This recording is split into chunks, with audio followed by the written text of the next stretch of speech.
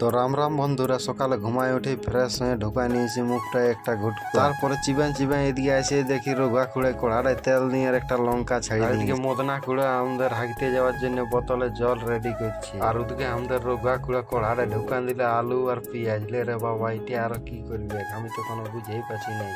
কাঁচা পেঁয়াজ আর আলু ঢুকান দিল এখন কড়াটা। পরে বুঝতে পারলি ওরে সালা, এটা তো আলু ভাজা করছে রোগা খুঁড়ে। তারপরে ওদিকে ঘুরে দেখে আমার ঘোড়াটা চলে এসেছে। তো ঘোড়াটার পিঠে চেপে একটা ছবি তুলে নিলাম। তারপরে রোগা খুঁড়ার ভাত রান্ধা তরকারি রান্ধা সব হয়ে গেছে। তখন রোগা খুঁড়ে সবার জন্য ভাত বাঁটছে। ভাত বাঁটা দেখতে দেখতে দেখছি ওদিকে আমাদের গাড়িগুলা সকল দাঁড়াই আছে আর আমরা তাই ভাত খাচ্ছি।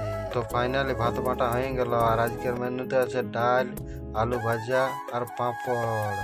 তো ফাইনালি আমি ভাত খাওয়া শুরু করে দিলি। আর ভিডিওটা তোমাদের কেমন লাগলো অবশ্যই কমেন্ট করে জানাবে। আর কে কোথা থেকে দেখছো জানাবে।